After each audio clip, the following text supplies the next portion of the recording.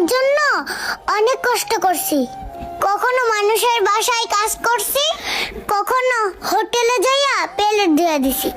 আর জানেন আঙ্কেল, আমি এই ঘড়িটা কেনার জন্য মানুষের বাসায় বাথরুম পরিষ্কার করার কাজ পর্যন্ত করছি।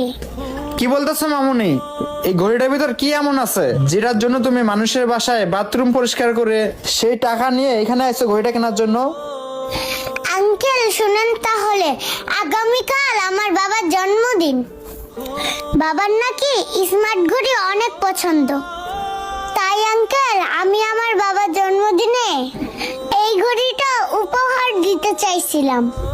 আমি মনে মনে ভাবছিলাম এই ঘড়িটা নিয়ে গিয়ে বাবাকে সারপ্রাইজ দিব। বাবা, তুমি তো দেখতেছি মনে মনে অনেক সুন্দর একটা চিন্তা ভাবনা করে রাখছো। তুমি মনে হয় তোমার বাবাকে অনেক ভালোবাসো, না? তাই ঘড়িটা এভাবে সারপ্রাইজ দিতে চাইছিলা?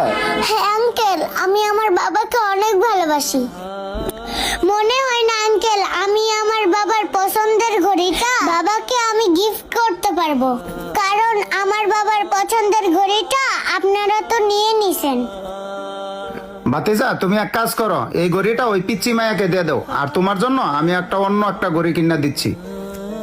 ঠিক আছে চাচা, আমার ঘড়িটা না এতে অন্য জায়গা থেকে আমি কিনে নেবো নি। এটা যেহেতু ওর পছন্দ হয়ে গেছে, তাহলে ভাই আপনি ওকে দিয়ে দেন, ঠিক আছে? আমরা অন্য কোথাও থেকে কিনে নেবো নি। এই নাও, এটা তুমি নিয়ে নাও। আর ভাই টাকাটা দিয়ে দেন, আর ওকে আমি ঘড়িটা দিয়ে দিলাম। আপনি ওর কাছে ঘড়িটা বিক্রি করেন। চাচা চলেন। থ্যাংক ইউ স্যার, আবার আসবেন। আর মামুনি, ধরো এই ঘড়িটা তুমি নাও। এই ঘড়ির টাকাটা তোমার দিতে হবে না, এটা আমার তরফ থেকে তোমাকে গিফট করলাম। কিন্তু কেন? তোমার কথাবার্তা আচরণ আমার অনেক ভালো লাগছে, তাই।